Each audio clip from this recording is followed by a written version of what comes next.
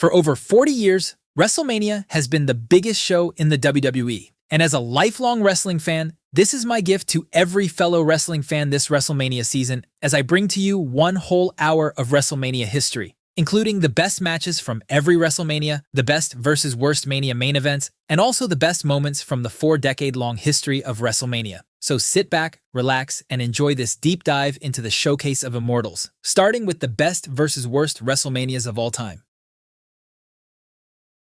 For every iconic WrestleMania that gave us unforgettable moments, there's one that made you question why you even watch wrestling in the first place.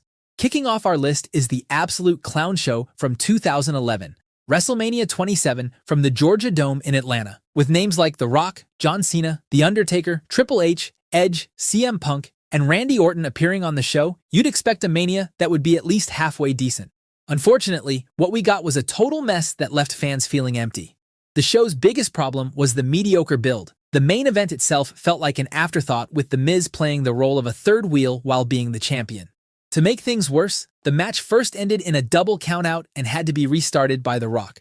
When Rocky laid out Cena with the rock bottom, allowing Miz to retain, it felt less like a shocking twist and more like WWE prioritizing next year's WrestleMania over the current one. In the undercard, Michael Cole versus Jerry Lawler somehow got nearly 15 minutes and was positioned in the middle of the card. Even with Stone Cold as the special referee, this bout dragged the entire show's momentum to a halt. Snooki from Jersey Shore was in the ring for some reason, Daniel Bryan versus Sheamus got moved to the pre-show, and Edge retained the big gold against Alberto Del Rio. The only saving grace was Triple H and Undertaker delivering a brutal encounter, but one great match couldn't salvage an otherwise forgettable night. Fortunately, WWE learned from their mistakes and delivered a redemption story exactly 1 year later with WrestleMania 28. Taking place at the Sun Life Stadium in Miami, Mania 28 captured the real essence of what makes WrestleMania special. The entire event was built around once in a lifetime, John Cena versus The Rock in a dream match, a year in the making. Two of the biggest stars in WWE history going one-on-one in the main event was enough to make it one of the biggest shows ever. However, the rest of the card was equally strong. The Undertaker and Triple H battled inside Hell in a Cell, with Shawn Michaels as the special referee. The end-of-the-era match was perfect from the starting bell, and the emotional storytelling between these three legends elevated their match to the next level. CM Punk versus Chris Jericho for the WWE Championship was decent, while Daniel Bryan and Sheamus opened the show with a controversial finish that ironically launched Bryan's trajectory toward superstardom. But when it's all said and done, the grandeur and scope of Mania 28 cemented it as one of the most important shows in WWE history. While the 2012 version of WrestleMania had a solid build that started over a year ago, let's talk about one of the best WrestleManias of all time that had an absolutely horrible build. WrestleMania 31 proved that even the worst build-up can't stop a show from becoming legendary when the performers deliver. The 2015 event from Levi's Stadium in Santa Clara had fans genuinely concerned heading in. Daniel Bryan was shoved into the Intercontinental title picture instead of the main event, the Sting versus Triple H feud felt underwhelming, and Roman Reigns was being pushed down everyone's throats despite the crowd's vocal rejection. But what happened on the night of the show shocked everyone as nearly every match over-delivered. The Intercontinental title ladder match was a car crash in the best way possible. Randy Orton hit the greatest RKO in WrestleMania history on Seth Rollins mid-air. The Undertaker made his return and had a solid match against Bray Wyatt. Sting versus Triple H was heavy on nostalgia of the Monday Night Wars. Brock Lesnar and Roman Reigns had a violent slugfest that felt worthy of the main event stage. Even the celebrity involvement worked, with Ronda Rousey's appearance alongside The Rock generating legitimate mainstream attention. But the moment that made this WrestleMania immortal came when Seth Rollins' music hit. Rollins' Money in the Bank cash-in remains the greatest heist in wrestling history, as he stole the WWE Championship from both Reigns and Lesnar in one fell swoop. WrestleMania 31 is the ultimate proof that sometimes the best moments are the ones nobody sees coming. But after witnessing how WWE can salvage a show with poor build-up like WrestleMania 31, WrestleMania 9 demonstrates what happens when everything goes wrong. Taking place in the parking lot of Caesars Palace in Las Vegas, the 1993 event is consistently ranked among the absolute worst in company history, and for good reason. Giant Gonzalez versus The Undertaker is often cited as the worst match in Taker's WrestleMania career, featuring a nearly 8-foot-tall performer in a muscle suit that looked ridiculous even by 1993 standards. The match ended in disqualification when Gonzalez used chloroform, because apparently that's what passed for creativity in 1993. However, nothing damaged WrestleMania 9 more than its ending. After Yokozuna defeated Bret Hart to win the WWF Championship, Hulk Hogan swooped in for an impromptu match and won the title in under a minute. This short-sighted decision derailed Bret's momentum as the Hulkster once again abused his booking power to make himself look strong. But 20 years after that disaster, WWE proved they still hadn't learned their lesson about disappointing WrestleMania main events with 2013's show from MetLife Stadium. WrestleMania 29's rematch between Cena and The Rock failed to capture the magic of the prequel, feeling more like an obligation than a dream match. The undercard ranged from forgettable to actively bad. Alberto Del Rio versus Jack Swagger for the World Heavyweight Championship had zero heat. Triple H and Brock Lesnar delivered a decent no-holds-barred match. The semi-main event saw CM Punk challenge The Undertaker's streak in the match of the night. But in similar fashion to WrestleMania 27, one great match couldn't save a mediocre show. The end product was a card that felt like it belonged on a B-tier pay-per-view instead of the biggest show of the year. However, 6 years before this disaster, WWE had shown that they could still deliver a complete WrestleMania experience with 2007's event from Ford Field in Detroit. WrestleMania 23 marked a significant moment as the show appealed to both hardcore fans as well as casual mainstream audience. The main event between John Cena and Shawn Michaels for the WWE Championship was a masterpiece that showcased both men at their peak. Michaels proved he could still steal the show even in defeat, while Cena's victory solidified him as the company's top star. Plus, he had a super cool entrance. The Undertaker versus Batista for the World Heavyweight Championship was equally impressive, featuring two powerhouses delivering a hard-hitting encounter. Donald Trump versus Vince McMahon in the Battle of the Billionaires drew massive mainstream attention. The Money in the Bank ladder match delivered its usual chaos, and the entire show felt worthy of the grandest stage. WrestleMania 23 proved that when WWE combines star power with solid wrestling and smart booking, you get something special.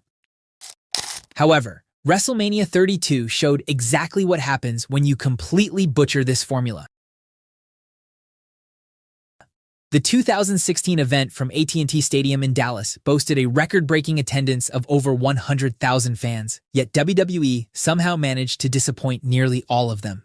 The main event between Roman Reigns and Triple H for the WWE Championship was a slow, plodding affair that stretched nearly 30 minutes without ever finding its rhythm. When Roman finally won, the arena erupted in boos rather than celebration. The undercard was equally frustrating, with Brock Lesnar versus Dean Ambrose being shockingly tame. The Undertaker and Shane McMahon's Hell in a Cell match dragged on for half an hour, with Shane's leap from the top of the cell being the only memorable moment in an otherwise forgettable match. Charlotte won the Women's Championship and made history, while AJ Styles losing to Chris Jericho in his WrestleMania debut was baffling. The only bright spot came in the opening Intercontinental title ladder match, where Zack Ryder's emotional victory gave fans something to cheer about. In stark contrast to Mania 32's disappointment, WrestleMania 19 from Seattle proved that quality wrestling combined with star power creates timeless entertainment. The 2003 edition of Mania is consistently ranked among the greatest WrestleManias ever, and for good reason. The main event between Brock Lesnar and Kurt Angle for the WWE Championship showcased two of the best athletes in company history. Despite Lesnar nearly ending his career with a botched shooting star press, both men recovered to deliver a fitting conclusion that crowned Lesnar as the company's next unstoppable force. Stone Cold Steve Austin versus The Rock in their third and final WrestleMania encounter was the perfect send-off for the Texas Rattlesnake. Shawn Michaels and Chris Jericho worked a technical masterclass that reminded everyone why HBK was Mr. WrestleMania, while Hulk Hogan versus Vince McMahon was a surprisingly brutal street fight. WrestleMania 19 understood the assignment and featured the perfect blend of new stars and established legends to deliver a classic that still holds up over 2 decades later. 2 decades after that classic, WrestleMania 40 followed the same formula and proved that modern WWE could still capture that same magic while creating new stars. The 2-night event from Lincoln Financial Field in Philadelphia delivered on nearly every promise, with Cody Rhodes finally finishing his story. Night 1 featured The Rock returning as the final boss to team with Roman Reigns against Cody Rhodes and Seth Rollins in a Bloodline Rules tag match. Rhea Ripley versus Becky Lynch for the Women's World Championship was a hard-hitting encounter, while Sami Zayn dethroning Gunther gave us a genuine feel-good moment. However, it was the finale of Night 2 that stole the entire show. Cody Rhodes' victory over Roman Reigns to win the undisputed WWE Championship was the perfect payoff to a 3-year journey. The cameos from legends like Cena and The Undertaker and the post-match celebration with virtually every babyface on the roster felt like the Avengers Endgame of pro wrestling. WrestleMania 40 succeeded because WWE committed to their stories and delivered the endings fans desperately wanted. But in stark contrast, WrestleMania 11 serves as a painful reminder of what happens when the company completely ignores its core audience in a desperate attempt to generate mainstream attention. The 1995 edition of Mania from the Hartford Civic Center is widely considered the worst WrestleMania of all time, and that reputation is completely justified. WWE's decision to have NFL linebacker Lawrence Taylor main event against Bam Bam Bigelow was a slap in the face to actual wrestlers. This decision particularly stung because Diesel versus Shawn Michaels for the WWE Championship was treated like an afterthought despite being a genuinely good match. The rest of the card was equally dismal. Bret Hart's match against Bob Backlund was so bad that Hart himself called it one of the worst matches of his career. The Undertaker versus King Kong Bundy went nowhere, while the tag team matches were equally forgettable. The horrible booking of Mania 11 encapsulated everything wrong with WWE's mid-90s creative direction. Fortunately, exactly 10 years later, WWE proved they'd learned from those mistakes by delivering one of the most historically significant WrestleManias ever. WrestleMania 21 from the Staples Center in Los Angeles featured a massive changing of the guard, with 2 new champions being crowned to lead the company into a new era. John Cena defeated JBL to win his first WWE Championship, while Batista destroyed Triple H to capture the World Heavyweight Championship. However, what truly elevates this show is its absolutely stacked undercard and midcard. Shawn Michaels versus Kurt Angle is legitimately one of the greatest WrestleMania matches ever, featuring 2 of the best workers in history going hold for hold in a technical masterpiece. The first ever Money in the Bank ladder match was revolutionary, introducing a concept that would become a WrestleMania staple. The Undertaker versus Randy Orton was another classic, and Rey Mysterio versus Eddie Guerrero was the perfect opener. WrestleMania 21 succeeded because WWE trusted its roster to deliver while simultaneously building for the future. In contrast, WrestleMania 13 from Chicago demonstrates how one legendary match can't save a disaster. The 1997 edition of WrestleMania is exclusively remembered for one thing: Bret Hart versus Stone Cold Steve Austin in a submission match that revolutionized WWE storytelling. Unfortunately, everything else on the card ranged from mediocre to outright terrible. The main event between The Undertaker and Psycho Sid for the WWE Championship was boring and had the crowd sitting in complete silence. The Rock, before he was The Rock, faced Rikishi before he was Rikishi. The tag team division was represented by ridiculous matches, and the show's pacing was completely off.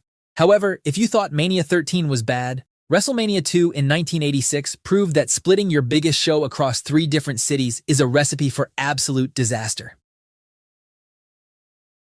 WrestleMania 2 took place simultaneously in New York, Chicago, and Los Angeles, an ambitious concept that sounds interesting on paper but created a logistical nightmare in execution. The New York portion featured a boxing match between Mr. T and Roddy Piper that dragged on forever. Chicago hosted a battle royal featuring NFL players alongside WWE wrestlers, while Los Angeles got Hulk Hogan versus King Kong Bundy in a steel cage match. The experiment was never repeated for very good reason, but for every blunder like WrestleMania 2, you get one fun show like Mania 24 that restores your faith in wrestling.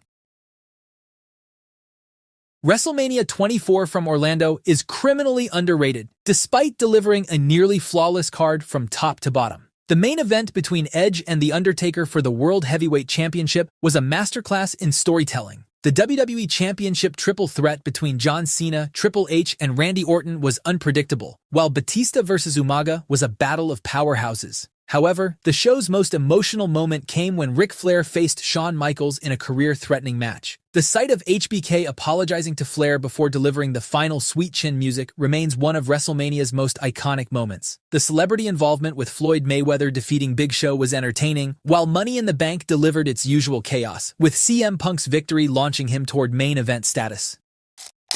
In contrast to the brilliance of Mania 24, WrestleMania 41 from Las Vegas demonstrated how even the most stacked card can collapse under poor execution and backwards booking. WrestleMania 41 in 2025 was supposed to be epic, but instead it was filled with creative decisions that left everyone scratching their heads. The ending of Night 1 shocked everyone with Paul Heyman aligning with Seth Rollins. However, the rest of the card was mediocre at best. Gunther tapping out to Jey Uso was baffling. Charlotte broke Tiffany's tooth, and the tag title bout put people to sleep. While the show featured some returns and surprises, but the main event ending with Travis Scott's involvement represented everything wrong with Triple H's booking of the product. The show has potential, it had scope, but the soul of WrestleMania was sacrificed for short-term mainstream attention and a viral moment. However, for every disappointing modern WrestleMania, there exists the gold standard that all others are measured against. The 2001 edition of WrestleMania is not just the greatest WrestleMania ever produced, but arguably the greatest wrestling pay-per-view in history. The hardcore triple threat between Raven, Kane, and Big Show was chaotic fun. Kurt Angle and Chris Benoit put on a technical masterpiece. The TLC match between the Hardys, Dudleys, and Edge and Christian redefined the tag division. Shane McMahon and Vince McMahon's street fight gave fans the violence they craved. Triple H versus The Undertaker was fun, but the main event between Stone Cold Steve Austin and The Rock was peak Attitude Era perfection. The match itself was incredible, but Austin's heel turn and shaking hands with Vince McMahon created one of the most shocking images in wrestling history. Whether you loved or hated the decision, you couldn't deny its impact. The show had something for every type of wrestling fan. Every storyline paid off, every match mattered, and the show created moments that fans still remember 2 decades later, with many fans considering it the best WWE pay-per-view of all time. The success of a WrestleMania is heavily dependent on if the main event delivers or if it flops. So up next, we're going to revisit the best versus worst WrestleMania main events of all time. For every iconic WrestleMania main event that becomes immortal, there's one disaster that ruins the whole show. In this video, we're breaking down the best and worst Mania main events in history, kicking off with the epic battle between two icons at WrestleMania 17. If you had to pick one match that represents WWE at its absolute peak, this is it. Both men were at the top of their game, the crowd in Houston's Astrodome was electric, and the entire Attitude Era felt like it was building toward this exact moment. The match itself delivered everything you could ask for, but what made it truly memorable was the ending. Austin, the ultimate anti-authority rebel, shook hands with Vince McMahon and turned heel to win the championship. It was shocking, controversial, and completely unforgettable. Some fans hated the decision. Most eventually came to respect it as one of the boldest creative swings in wrestling history. But when it's all said and done, the main event of WrestleMania 17 is still considered one of the best in the show's 40-plus year history. However, exactly a decade after the brilliance of Rock vs. Austin, Mania 27 gave us one of the worst endings in history. The Miz had been a mid-card heel who somehow found himself as the WWE champion heading into the biggest show of the year. The real problem was that nobody seemed to actually care about this match, including the people booking it. The build was an afterthought because everyone knew the real story was The Rock hosting the show and setting up his eventual match with Cena the following year. Miz was essentially a placeholder. When the match itself ended in a double countout and had to be restarted by The Rock, it felt less like the main event of WrestleMania and more like a random episode of Raw. The crowd barely reacted to the finish because they were just waiting for next year. Miz deserved better, Cena deserved better, and the fans sitting in the Georgia Dome certainly deserved better. As far as WrestleMania main events go, this one was one of the worst. But in stark contrast to this abomination, WrestleMania 30 gave us one of the best endings in the show's history. Few WrestleMania stories have ever connected with an audience the way Daniel Bryan's did. For months, the Authority had been doing everything in their power to keep Bryan out of the main event picture, repeatedly having him outsmarted, screwed over, and then replaced by Batista. The crowd rejected the plan entirely, hijacking shows until the company had no choice but to listen. What we got at WrestleMania 30 was a two-part redemption story. First, Bryan defeated Triple H in the opener to earn his spot in the main event. Then, battered and beaten, later in the same night, he defeated Randy Orton and Batista to win the WWE World Heavyweight Championship. The crowd in the New Orleans Superdome exploded, and the image of Bryan celebrating with both titles while 75,000 people chanted yes is one of the most genuinely emotional moments in wrestling history. This was a rare case where the fans willed a WrestleMania moment into existence through sheer force of passion. However, 4 years after Bryan's fairy tale ending, fans were treated to one of the worst Mania main events of all time. By 2018, Roman Reigns had been positioned as the next face of the company for years despite consistent crowd rejection. WrestleMania 34 was supposed to be the night he finally slayed the beast and claimed his throne, except nobody cared. The match itself was decent, but the crowd in New Orleans was completely checked out. Reigns had faced Lesnar before at multiple other pay-per-views, and the audience had no reason to believe this time would be different. When Lesnar retained the Universal Championship, the reaction was a mixture of confusion and exhaustion rather than excitement. This wasn't a bad match technically, but as a WrestleMania main event, it failed to make the audience care about the outcome. Fans were more interested in playing with beach balls and chanting for Nakamura than watching the Big Dog and the Beast Incarnate battle it out on the grandest stage. However, 6 years after this monstrosity, Roman Reigns had evolved into the Tribal Chief, and we got the Avengers Endgame of pro wrestling. Roman Reigns had been the undisputed top heel since 2020, holding the Universal and later undisputed WWE Championship through one of the greatest long-term reigns in wrestling history. Cody Rhodes had returned to WWE in 2022 to finish his story and had come agonizingly close at WrestleMania 39 before Reigns retained. The rematch at WrestleMania 40 in Philadelphia had the attention of the entire wrestling world, and it delivered big time. The match featured cameos from legends like John Cena, The Rock, and The Undertaker, and was one of the most fun matches in Mania history. When Rhodes finally hit the final crossroads and pinned Reigns to win the undisputed championship, the Lincoln Financial Field erupted. The celebration that followed, with legends like Triple H and Randy Orton appearing to honor the moment, felt enormous. This was WWE firing on all cylinders, a long-term story told with patience and paid off in a satisfying way, exactly what a WrestleMania main event should be. However, not every Mania main event with cameos has a satisfying ending. Sometimes it just ends up being an overbooked mess. WrestleMania 9 is one of the most bizarre evenings in history, and its ending is the reason why.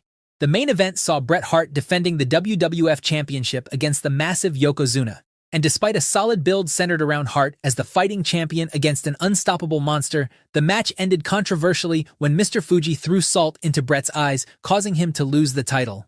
What happened next is where things went from bad to straight-up disaster in the worst way. Hulk Hogan, who had just competed in a tag match earlier in the night, was challenged by Fuji on the spot and won the championship from Yokozuna in under a minute. The crowd popped because it was Hogan, but the decision was immediately seen as a massive overstep. Bret Hart has spoken openly about his frustration with what happened, and rightfully so. It derailed Bret's momentum at the worst possible time and set off a chain reaction that would lead to some of wrestling's darkest years in the mid-90s. But in stark contrast to the Hogan-Hart situation, WrestleMania 31 proved that an interference in the main event can actually make the ending iconic. Heading into Mania 31, Brock Lesnar had destroyed John Cena, ended The Undertaker's streak, and was now positioned as an unstoppable force against a Roman Reigns that the audience still hadn't fully embraced. The match itself was exactly what you'd expect, a violent, stiff brawl between two physical monsters. But then, the music hit. Seth Rollins sprinting down the aisle with his Money in the Bank briefcase remains one of the greatest WrestleMania moments of all time. In a matter of seconds, he cashed in, pinned Reigns, and stole the championship in one of the most chaotic finishes in Mania history. The crowd at Levi Stadium lost their minds. Rollins, who had been positioned as a calculating opportunist for nearly a year, found the perfect moment to strike. What started as a lukewarm main event became iconic because of a 30-second sequence that nobody saw coming. But after witnessing Rollins steal the show at Mania 31, Mania 11 serves as a painful reminder of what happens when WWE chases mainstream attention at the expense of its own talent. The 1995 event from Hartford, Connecticut made the baffling decision to hand its main event slot to NFL linebacker Lawrence Taylor against Bam Bam Bigelow. What made this decision truly insulting was the fact that it bumped the championship match between Diesel and Shawn Michaels from the top spot and treated it like a secondary match on its own show. LT was a football legend, and he actually performed better than expected on the night, but that almost made things worse. The fact that a non-wrestler in a celebrity match was the headline story of your WrestleMania says everything about where Vince's priorities were in 1995. The core audience felt ignored, and they weren't wrong. But if the Mania 11 main event was straight up bad, Mania 16 showed how WWE can have the perfect build, and yet end up fumbling at the finish line. WrestleMania 2000 had every ingredient for a classic. The Rock was the hottest babyface in the company. Triple H was at the peak of his heel run as champion. The feud had been building for months. And yet WWE managed to fumble it spectacularly. The main event was a fatal four-way between Triple H, The Rock, Big Show, and Mick Foley, with every McMahon family member assigned as a cornerman for a different competitor. The match was cluttered and overbooked, with the McMahon involvement constantly pulling focus away from the actual wrestling. When Triple H retained the championship after interference from Vince McMahon turning on The Rock, the crowd deflated instantly. For the first time in WrestleMania history, the show ended without a babyface win. The Rock was red hot and ready to be the face of the company, and WWE chose a shock value heel turn moment over giving fans the ending they had been waiting for. Fortunately, 2 years before this mistake, the company had shown exactly what happens when you give a story its proper conclusion. WrestleMania 14 arrived at one of the most turbulent moments in wrestling history. The company was losing the Monday Night Wars to WCW, desperately needed a new top star, and had placed all its chips on Stone Cold Steve Austin, a foul-mouthed, beer-drinking anti-hero who had connected with audiences in a way nobody had seen before. The main event against Shawn Michaels for the championship felt genuinely important because it was. This was the moment the Attitude Era officially began. Michaels was in terrible shape physically, working through a serious back injury that would ultimately keep him out of the ring for 4 years. What he delivered under those circumstances was remarkable. Austin won the championship after Mike Tyson, serving as the special enforcer, counted the pin and aligned with Austin. The crowd in Boston erupted, and the image of Austin standing in the ring as WWF champion, with Tyson raising his hand, changed the history of wrestling forever. It wasn't the greatest match technically, but as a coronation moment and a changing of the guard, WrestleMania 14 delivered exactly what WWE needed at exactly the right time. While HBK wasn't in peak physical condition during this match, almost a decade later, Michaels proved exactly why he's called Mr. WrestleMania. By 2007, John Cena was the undisputed face of the company and the most polarizing performer on the roster. Half the crowd loved him, half wanted someone to finally beat him. Shawn Michaels was the perfect opponent, a legend on the back nine of his career, still capable of extraordinary matches, who was red hot and gave the anti-Cena crowd a hero worth getting behind. The match at Ford Field in Detroit was an instant classic. Michaels threw everything at Cena, and Cena kept surviving in Super Cena fashion. When Cena finally locked in the STF for the submission win, even sections of the crowd that had booed him all night were forced to acknowledge the rise of the new face of WWE. This is the blueprint for how you build a WrestleMania main event around your champion. Take your champion, put him against someone who's a genuine threat, tell a compelling story inside the ring, and let the best man win. The formula was simple, but the execution was what made it awesome. However, in stark contrast to the brilliance of Cena versus Michaels, Mania 32 showed what happens when the audience simply doesn't care about your top guy. WrestleMania 32 broke an attendance record. Over 100,000 fans packed AT&T Stadium in Dallas, which should have created an atmosphere unlike anything WWE had ever experienced. Instead, those 100,000 people spent the main event sitting largely in silence. The match between Roman Reigns and Triple H for the WWE Championship dragged for over 25 minutes without ever generating genuine momentum. Triple H had been positioned as a corporate villain standing in Reigns' way, but the audience didn't want Reigns to overcome him. When Reigns finally won, the reaction was a mixture of flat applause and loud booing from large sections of the stadium. Vince had been forcing this exact moment for 2 years, and the crowd had completely rejected it. The tragedy of WrestleMania 32's main event isn't that it was bad, it's that the making of a perfectly good story was right there. Corporate villain, fighting babyface, big stage. But when the audience has been rejecting your top guy for months and you still don't listen, even the right ingredients can't save the dish.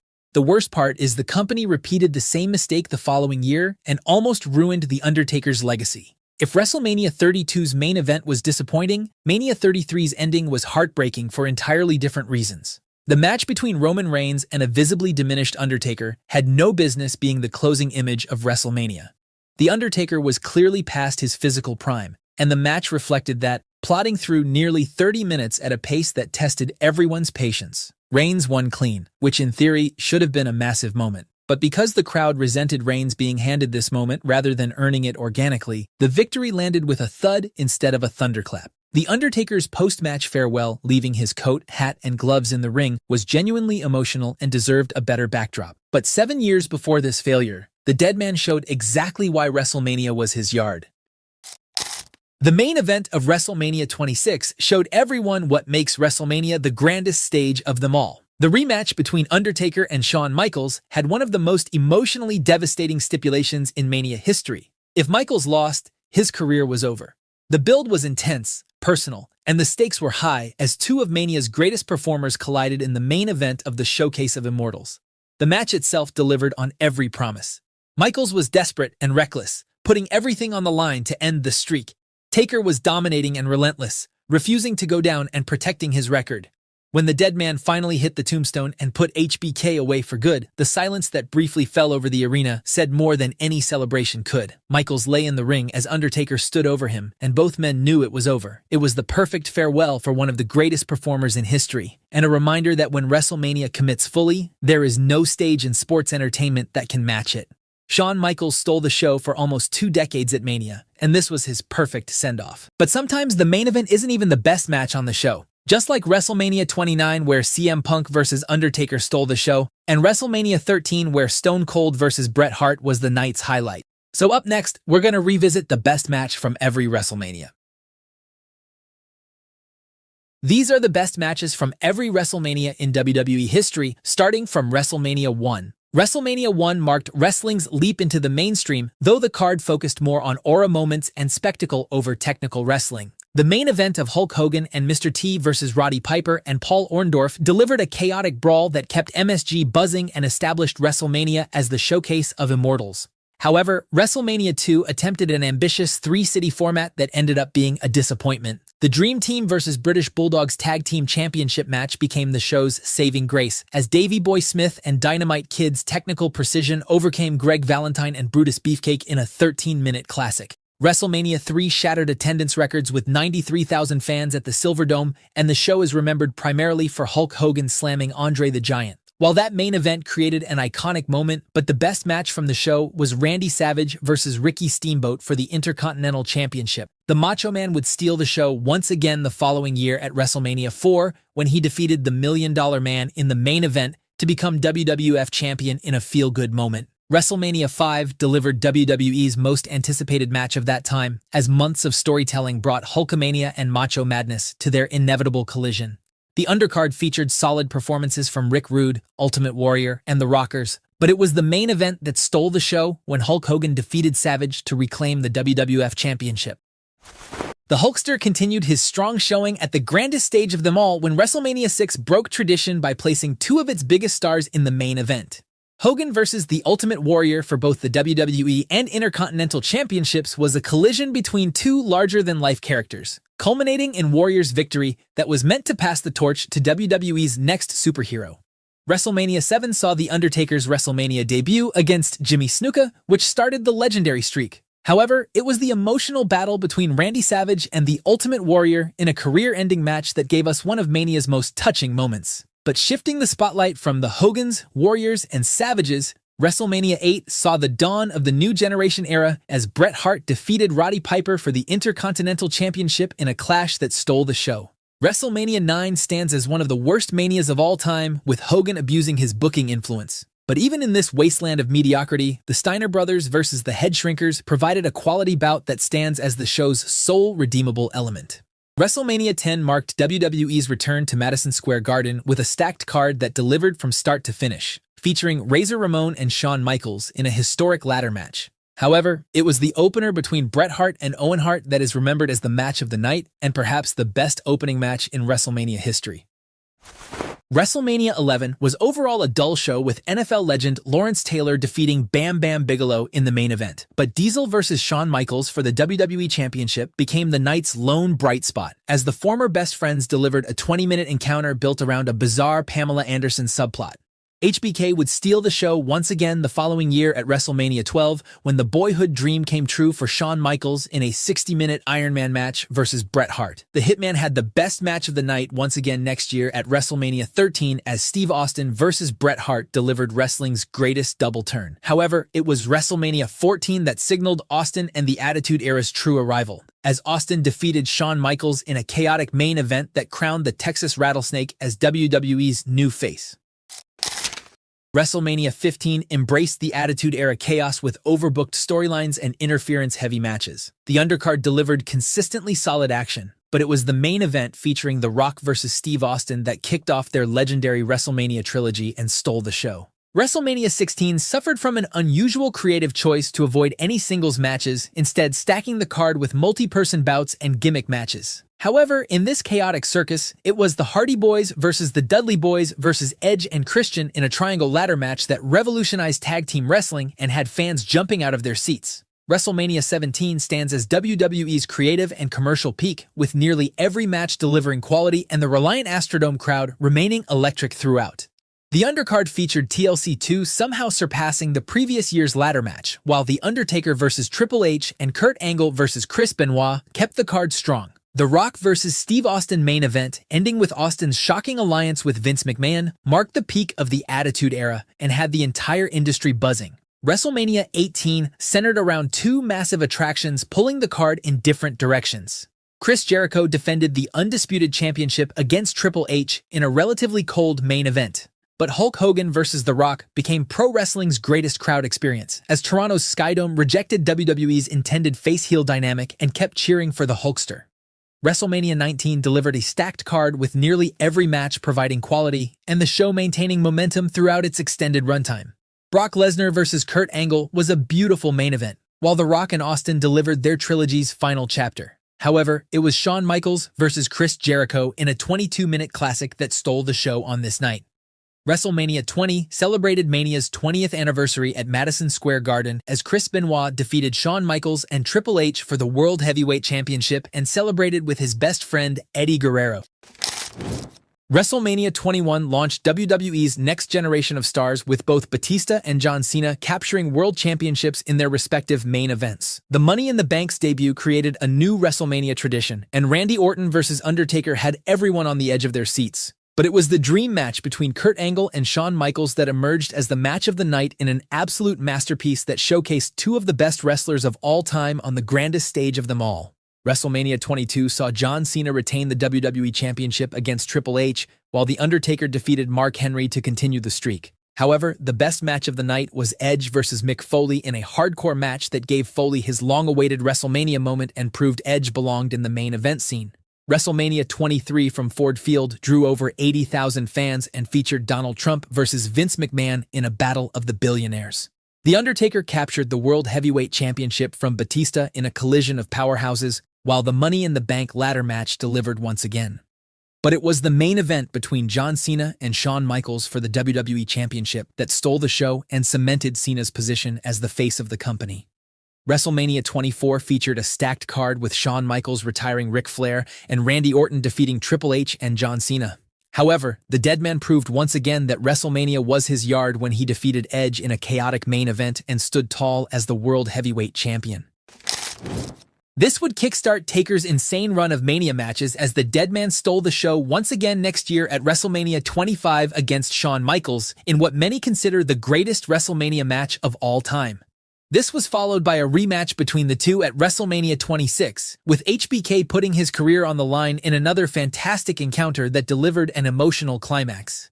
After HBK failed to end the streak, Triple H stepped up to the plate and stole the show in back-to-back streak matches at WrestleMania 27 and the historic end of an era match at WrestleMania 28 that was the epitome of absolute cinema. After overcoming the DX members, Taker stole the show once again at WrestleMania 29 when he defeated CM Punk and delivered his final truly great WrestleMania performance. WrestleMania 30 from the Mercedes-Benz Superdome created magic through Daniel Bryan's underdog journey, though the show will forever be remembered for ending The Undertaker's streak. Brock Lesnar's shocking victory over Undertaker stunned the wrestling world into silence, while John Cena and Bray Wyatt delivered a decent match. Daniel Bryan vs. Triple H opened the show as Bryan outplayed the game, then overcame Batista and Randy Orton in the main event to capture the title, creating a feel-good WrestleMania ending. WrestleMania 31 from Levi's Stadium had a weak build, but almost every match on the card delivered big time. Taker vs. Wyatt was solid. Sting vs. Triple H was full of nostalgia. Randy hit Seth with the greatest RKO in WrestleMania history, and John Cena defeated Rusev. In the main event, Brock Lesnar and Roman Reigns beat the hell out of each other until Rollins shocked the world and stole the title in a shocking climax. However, the best match of the night from a match quality perspective has to be the multi-man opener ladder match for the Intercontinental title. The match was full of crazy spots and had a feel-good ending that set the tone for the rest of the show. The tradition continued next year at WrestleMania 32 as Zack Ryder captured the IC title in one of the only bright spots of the night.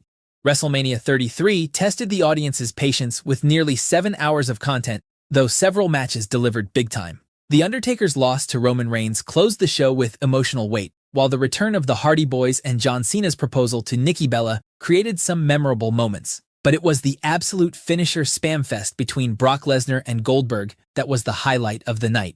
Both powerhouses unleashed their signature offense in a breathless sprint of spears, suplexes, and finishers that demonstrated that less can be more, with Lesnar's victory giving the show a much-needed adrenaline shot. WrestleMania 34 from the Mercedes-Benz Superdome delivered a mixed bag, with the fans showing no interest in the main event and the dream match between Nakamura and AJ Styles being surprisingly disappointing.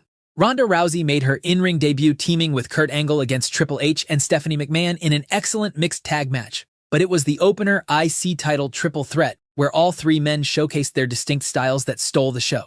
WrestleMania 35 made history as the first WrestleMania to feature a women's main event, though the card's 7-hour length again tested even the most dedicated fans' patience. Seth Rollins opened by defeating Brock Lesnar for the Universal Championship, while Kofi Kingston's emotional WWE Championship victory over Daniel Bryan created the night's most emotional moment. After the match, Kofi celebrated with his New Day brothers in a genuine feel-good triumph that proved long-term storytelling and organic fan support could still create the perfect WrestleMania moment. WrestleMania 36 took place across 2 nights in WWE's Performance Center without fans due to the pandemic, forcing creative presentation through cinematic matches. John Cena and Bray Wyatt's Firefly Funhouse match deconstructed Cena's career, while Edge returned to Mania and faced Randy Orton. However, the highlight of the show was The Undertaker versus AJ Styles in a boneyard match that allowed the aging deadman to perform without limitations, giving Undertaker a dignified final victory and a proper send-off at the grandest stage of them all. WrestleMania 37 marked WWE's return to live audiences at Raymond James Stadium, with the 2-night format continuing.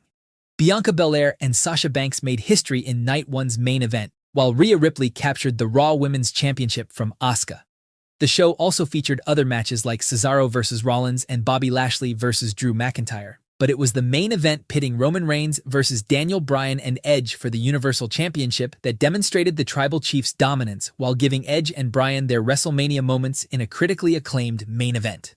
WrestleMania 38 across 2 nights at AT&T Stadium featured multiple celebrity appearances and generally strong in-ring action, with Stone Cold Steve Austin's surprise return to face Kevin Owens creating a WrestleMania moment. Brock Lesnar and Roman Reigns battled in the main event to determine the WWE's true alpha, but the highlight of the show was Cody Rhodes' return to the WWE after 6 years away. Seth Rollins versus Cody Rhodes began Cody's redemption arc with a dream match that exceeded expectations. Rollins' flamboyant offense contrasted perfectly with Rhodes' babyface fire, announcing the American Nightmare's arrival as a top-tier WWE performer.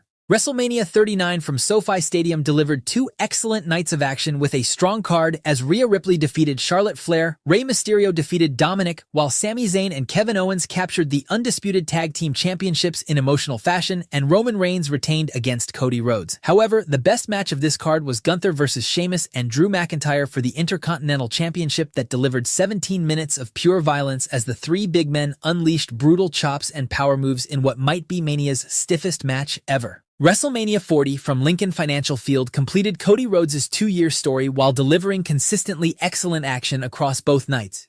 Rhea Ripley versus Becky Lynch delivered, Seth Rollins dropped the world title to Drew McIntyre, and Sami Zayn ended Gunther's reign as the IC champion. But it was the main event of Night 2 that is considered one of the best endings in Mania history. Roman Reigns versus Cody Rhodes on Night 2 featured the Bloodline Rules stipulation after The Rock and Reigns defeated Rhodes and Seth Rollins the previous night. The match escalated into chaos with Jimmy Uso, Jey Uso, Solo Sikoa, John Cena, Seth Rollins, The Undertaker, and The Rock all involving themselves before Rhodes finally hit 3 consecutive crossroads to end Reigns' 1,316-day title reign, finishing his story in another feel-good ending 10 years after Daniel Bryan's WrestleMania triumph. WrestleMania 41 was supposed to be a great show with multiple storylines reaching their conclusion, but ended up being a letdown. Fans wanted The Rock, but instead got Travis Scott, and Cena's historic 17th world title win got watered down by the involvement of a mainstream rapper. The only saving grace of this card was the brilliant triple threat main event of Night 1 that saw Seth Rollins align with Paul Heyman and defeat Roman Reigns and CM Punk. We've seen the best matches, the main events, and the wild moments. So now it's time to relive the entire 4-decade history of WrestleMania from 1985 all the way to present day.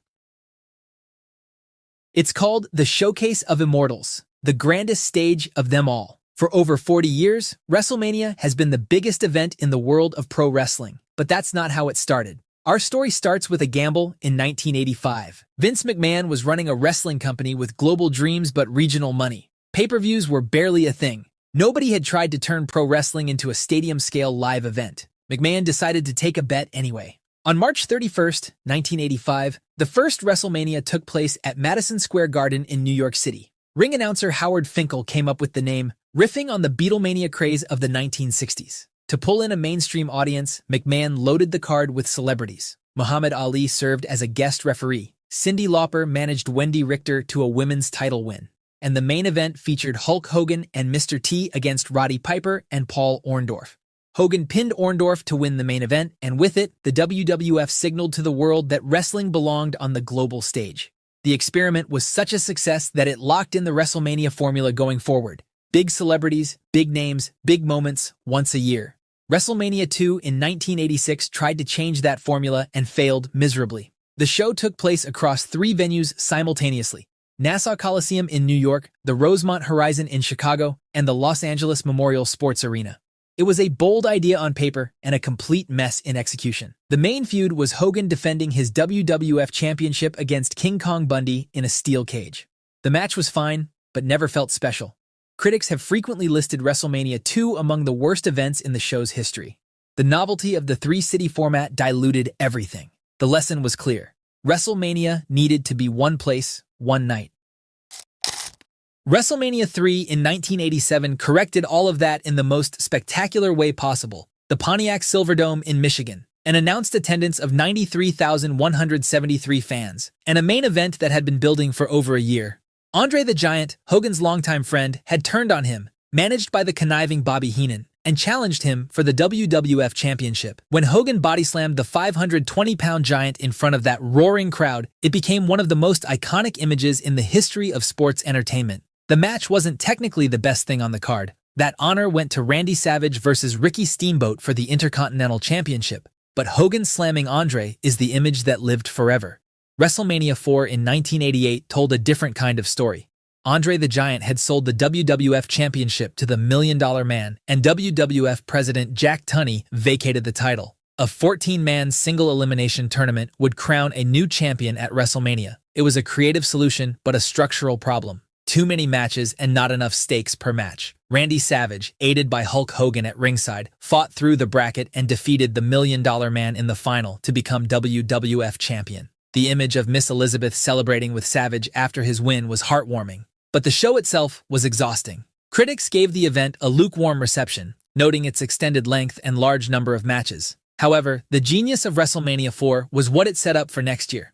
Savage and Hogan formed the Mega Powers and spent 1988 as the dominant faces of WWF. The tension was always there. Savage was jealous of Hogan's relationship with Miss Elizabeth. The breaking point came in early 1989, when Savage accused Hogan of trying to steal Elizabeth. The feud was built on betrayal, jealousy, and personal conflict, and it set the stage for one of the most emotionally charged matches in Mania history. WrestleMania 5 in 1989 back at Trump Plaza in Atlantic City delivered that payoff as the Mega Powers exploded. The show drew 767,000 pay-per-view buys in the US and Canada, the largest number WrestleMania had done, and a record that wouldn't be broken for 10 years.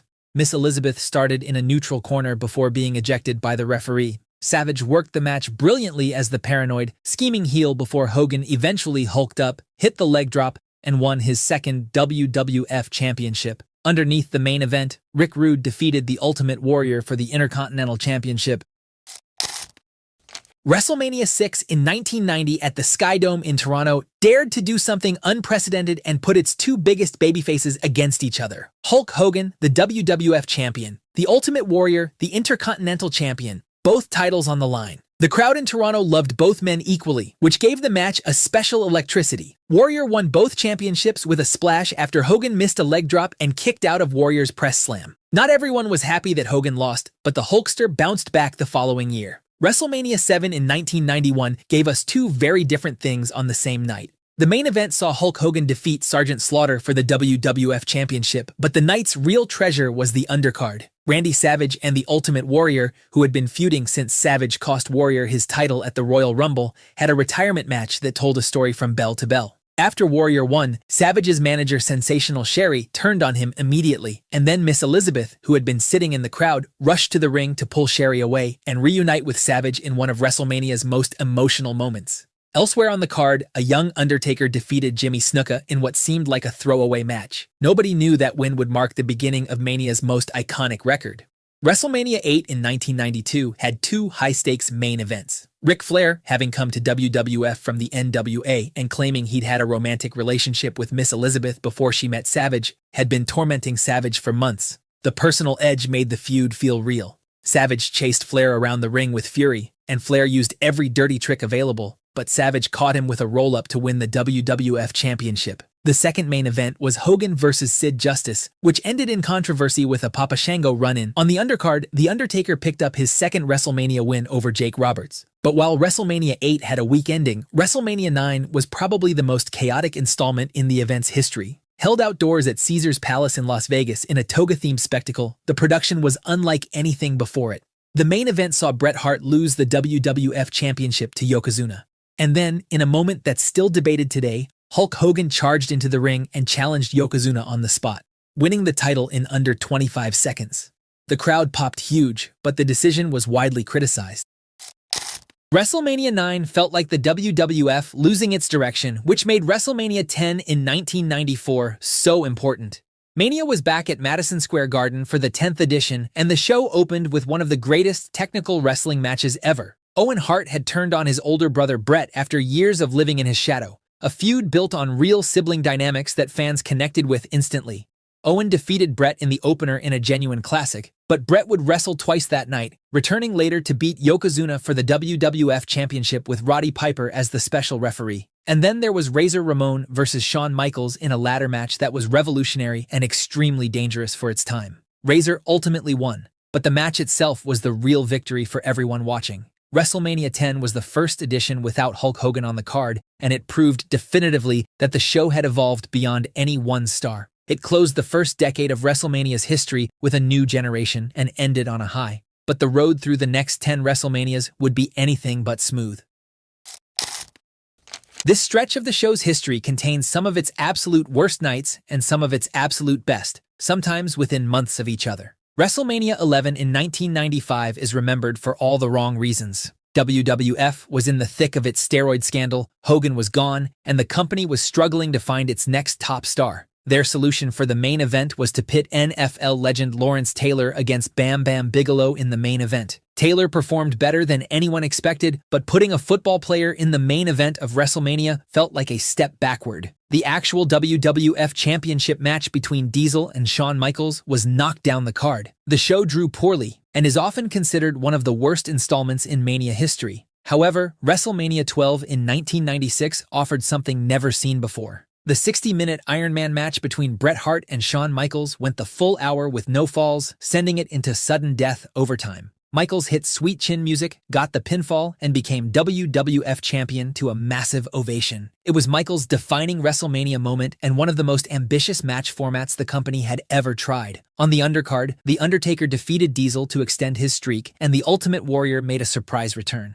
The show was far from perfect, but the main event gave it purpose. Then came 1997, and WrestleMania found a new attitude. The main event of WrestleMania 13 was Undertaker vs. Psycho Sid for the WWF Championship in a match that was decent but not special. But on the undercard was Bret Hart vs. Stone Cold Steve Austin in a match that has been voted by IGN as the greatest match in WrestleMania history. The match's famous finish with Austin refusing to submit, passing out in the sharpshooter while the crowd roared, completed one of wrestling's greatest double turns. In one match, the Attitude Era found its protagonist. WrestleMania 14 in 1998 made it official as the main event gave us Stone Cold Steve Austin versus Shawn Michaels for the WWF Championship, with Mike Tyson as the special enforcer. Tyson had appeared weeks earlier and seemingly aligned with Michaels and D-Generation X. But then, in one of wrestling's great swerves, Tyson revealed he had been aligned with Austin all along and personally counted the pinfall, declaring Austin the winner.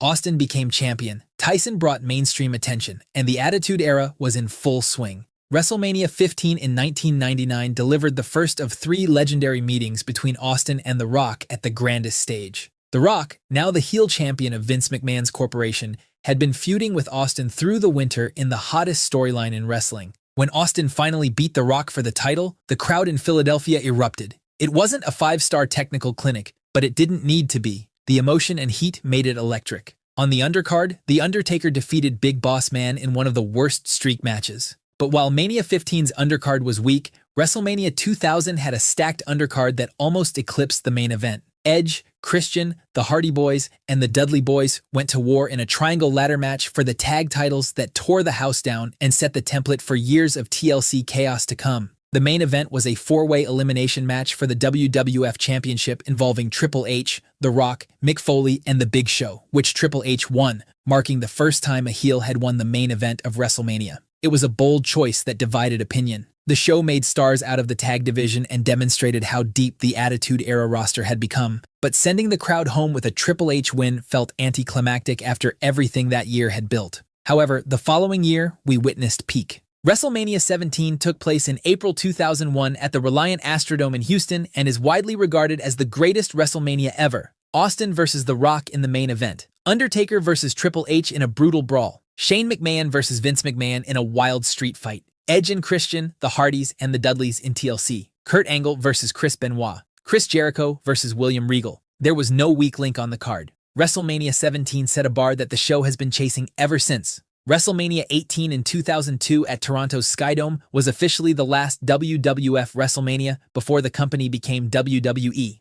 The show was headlined by Triple H defeating Chris Jericho for the Undisputed Championship, but everyone in the building was there for one thing: The Rock versus Hollywood Hulk Hogan. Hogan had returned with the NWO months earlier as a heel, but the Toronto crowd refused to boo him.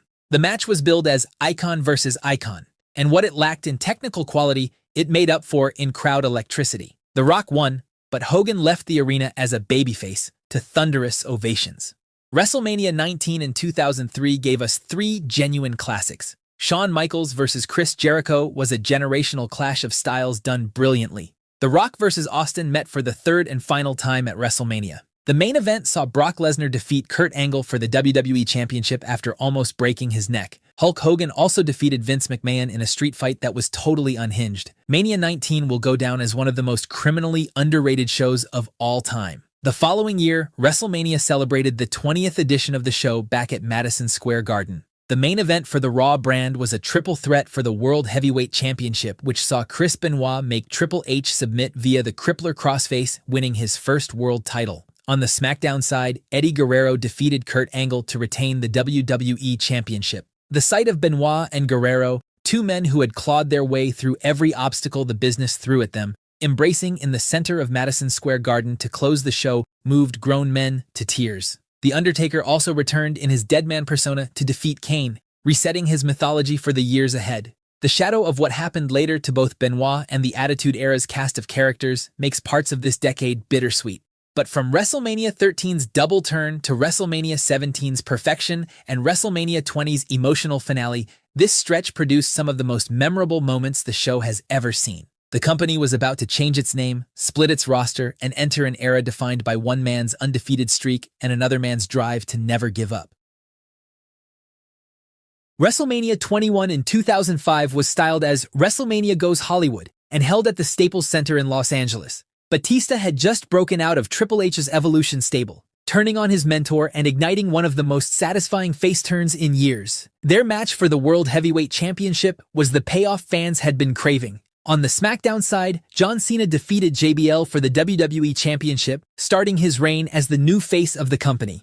WrestleMania 21 also introduced the Money in the Bank ladder match, which reshaped WWE's entire calendar for years. Edge won that inaugural match and positioned himself as the cunning villain to Cena's babyface persona. Kurt Angle versus Shawn Michaels also delivered a technical showpiece that many still cite as one of WrestleMania's finest pure wrestling matches. WrestleMania 22 in 2006 in Chicago featured 2 world title matches at the top.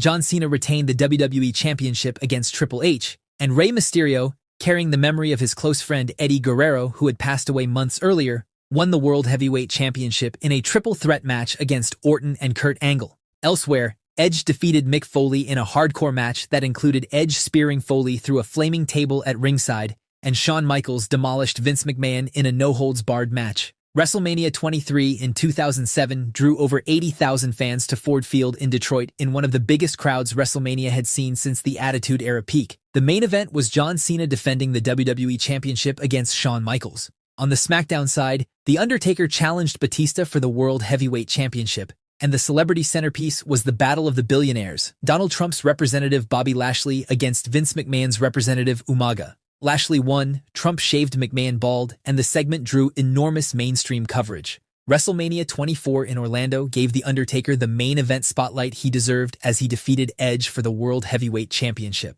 Elsewhere, Shawn Michaels ended Ric Flair's career in one of wrestling's most emotional matches. Floyd Mayweather also knocked out the Big Show in a celebrity boxing match, and then came a 2-year run that many consider the greatest back-to-back matchups in WrestleMania history. WrestleMania 25 in Houston was a show with a disappointing main event, but also gave us perhaps the greatest match in Mania history. The Undertaker and Shawn Michaels went back and forth in a highly dramatic affair, with several moments where it genuinely seemed the streak might end. HBK attempted a moonsault, Undertaker caught him mid-air and planted him with a tombstone to extend the streak. WrestleMania 26 in Phoenix took that rivalry one step further with the most dramatic stipulation possible: streak versus career. If Shawn Michaels could not beat The Undertaker, his career was over. The build was some of the finest long-form storytelling WWE had produced in years. Michaels consumed by obsession, putting everything on the line, convinced he was the one man who could do it. The match itself matched their previous year's classic in quality. The final moment, Michaels refusing to stay down, Undertaker looking down at him, forced to end his career, was genuinely heartbreaking. Mr. WrestleMania's career came to an end, and the streak claimed its 18th victim. WrestleMania 27 in 2011 had The Rock hosting the show and other celebrity involvements, but the card itself was thin. The Undertaker defeated Triple H in a brutal no-holds-barred match that left both men barely able to walk out of the arena. Miz versus John Cena in the main event disappointed the crowd, with The Rock's interference causing a restart that felt contrived. CM Punk and Randy Orton had a decent match, but the show overall felt like a placeholder. WrestleMania 28 in 2012 in Miami fully redeemed it. The Rock had promised a year earlier, live on television, that he would face John Cena at WrestleMania 28. WWE held to that promise, and the year-long build created genuine anticipation for a dream match. The Rock won in the main event, and the show also featured Undertaker versus Triple H inside Hell in a Cell with Shawn Michaels as the referee. WrestleMania 29 at MetLife Stadium in New Jersey drew over 80,000 fans and was the highest-grossing live event in WWE history at that point. The main event was Rock vs. Cena in a rematch the year after Once in a Lifetime. Cena defeated The Rock to win his record 11th WWE Championship, avenging his loss from the previous year. Most fans found the rematch unnecessary, and the lack of novelty hurt the show's legacy. The genuine highlight of the show was CM Punk versus The Undertaker in one of the best streak matches. Elsewhere on the card, Triple H defeated Brock Lesnar in a no-holds-barred match that had the crowd engaged but felt like a rematch that the game didn't necessarily need to win. But while Mania 29 was mostly a letdown, WrestleMania 30 in 2014 was one of the most complete and historically important WrestleManias ever. The show opened with Hulk Hogan, Stone Cold Steve Austin, and The Rock together in the ring, sharing a moment that no one who was watching will forget. In the main event, Daniel Bryan defeated Batista and Randy Orton in a triple threat match after qualifying for the bout by defeating Triple H in the opener, winning the WWE World Heavyweight Championship. It was one of the most satisfying endings in WrestleMania history, but it wasn't the biggest story coming out of Mania that year. Between Bryan's two matches, Brock Lesnar versus The Undertaker took place in the midcard. The expectation was simple. The streak continues. It had always continued. But at WrestleMania 30, The Undertaker lost by pinfall to Brock Lesnar, ending the streak. Grown men sat with their mouths open. Commentary fell silent. Journalists described the end of the streak as the biggest shocker in WrestleMania history. Whether it was the right decision has been debated ever since. But there is no denying that on the same night, WrestleMania gave fans the most shocking moment they'd ever witnessed and the most emotionally satisfying ending they'd demanded for months. It was the perfect paradox. The decade that started with Cena's coronation ended with the crowd taking the wheel. Two things were certain walking out of New Orleans. The streak was gone, and a new era of fan power had arrived. The next chapter of WrestleMania would be shaped by both of those realities.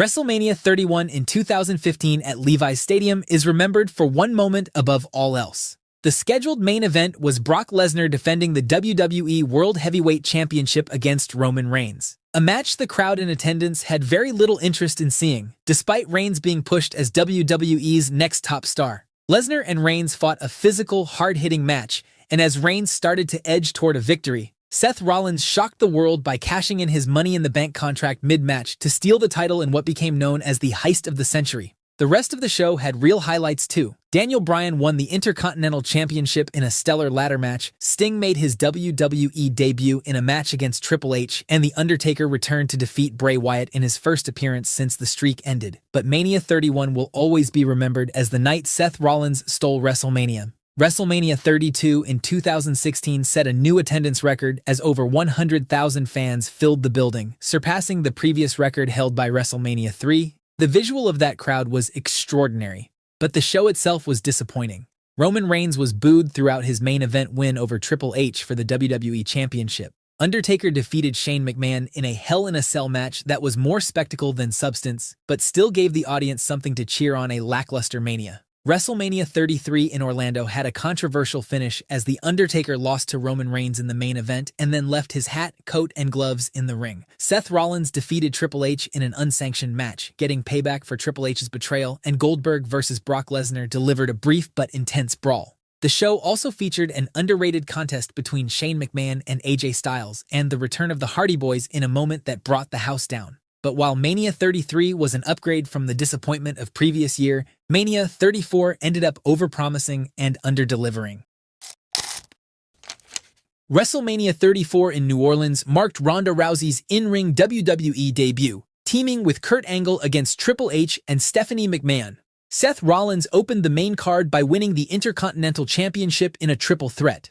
The main event was Lesnar vs. Reigns for the second time at WrestleMania, with Lesnar retaining in a way that left the crowd utterly cold. Daniel Bryan also returned from 3 years of forced retirement to team with Shane McMahon against Kevin Owens and Sami Zayn. Styles and Shinsuke Nakamura faced off in a dream match that couldn't live up to the standards set by their encounter in New Japan. But after Mania 34's disappointment, WrestleMania 35 in 2019 at MetLife Stadium made history. Becky Lynch defeated Raw Women's Champion Ronda Rousey and SmackDown Women's Champion Charlotte Flair in a winner-takes-all triple threat match to win both championships. The finish was abrupt and slightly anticlimactic, but the moment of Lynch pinning Rousey for the first time in her WWE career was historic. Seth Rollins also opened the show by beating Lesnar for the Universal title with a low blow and a series of curb stomps, and Kofi Kingston's WWE Championship win over Daniel Bryan was perhaps the most feel-good moment of the entire night. But then the world stopped, and WrestleMania had to adapt.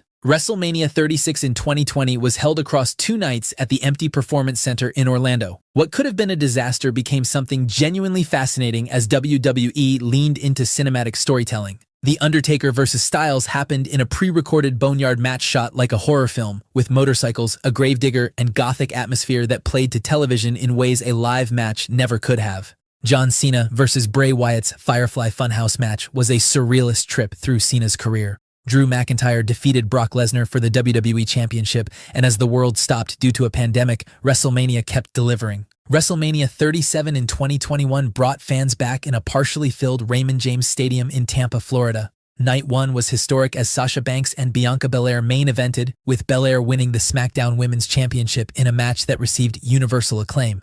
Night 2 saw Roman Reigns, now carrying the Tribal Chief character that had redefined his entire career, retain the Universal Championship against Edge and Daniel Bryan in a dominant triple threat. WrestleMania 38 in 2022 in Dallas saw Reigns carry the momentum as he defeated Brock Lesnar in a winner-takes-all unification match, claiming both the WWE and Universal Championships to become the undisputed Universal Champion. Night 1 closed with Stone Cold Steve Austin coming out of retirement to defeat Kevin Owens in a no-holds-barred match. But the most talked-about moment from WrestleMania 38 happened mid-show on Night 2, when a mystery opponent was announced for Seth Rollins and out-walked Cody Rhodes, making his return after 6 years away, kicking off Cody's journey to finish his story. WrestleMania 39 in 2023 in Los Angeles saw that story reach its first climax as Rhodes challenged Reigns for the undisputed title in the Night 2 main event. In the final seconds, Solo Sikoa hit Rhodes with the Samoan Spike before Reigns speared him to retain the title, making Reigns the first wrestler to defend a world championship at 3 consecutive WrestleManias during the same reign. Night 1 delivered its own highlight in Kevin Owens and Sami Zayn defeating the Usos for the undisputed tag titles. Charlotte Flair also lost the SmackDown Women's title to Rhea Ripley, and the triple threat between Gunther, Sheamus, and Drew McIntyre had everyone on the edge of their seats. WrestleMania 40 in Philadelphia is considered one of the greatest WrestleManias ever. The Rock had returned to align with Roman Reigns and the Bloodline, turning heel and inserting himself into the Cody Rhodes story. Rhodes found allies in Seth Rollins, Kevin Owens, Sami Zayn, Jey Uso, and eventually even John Cena and The Undertaker appearing during the mayhem of Night 2's Bloodline Rules main event as Rhodes defeated Reigns to win the undisputed WWE Championship, ending Reigns' record 1,316-day world title reign and finishing his story. Night 1 saw Sami Zayn defeating Gunther to end a record-breaking 666-day Intercontinental title reign and Rhea Ripley defeating Becky Lynch in the opener. WrestleMania 40 delivered a memorable show that was fitting for Mania's 40-year anniversary, but WrestleMania 41 in Las Vegas failed to continue the momentum. Night 1 delivered a thrilling triple-threat main event with Seth Rollins, Roman Reigns, and CM Punk, but Jey Uso's controversial win and Travis Scott's involvement in the Night 2 main event between John Cena and Cody Rhodes drew massive fan backlash. However, when it's all said and done, 41 years after Hulk Hogan and Mr. T stood in Madison Square Garden, WrestleMania is bigger and louder than Vince McMahon could have imagined when he bet everything on that first night. The names change, the eras shift, old legends retire, and new stars arrive, but the show goes on, and WrestleMania stands tall as the grandest stage of them all.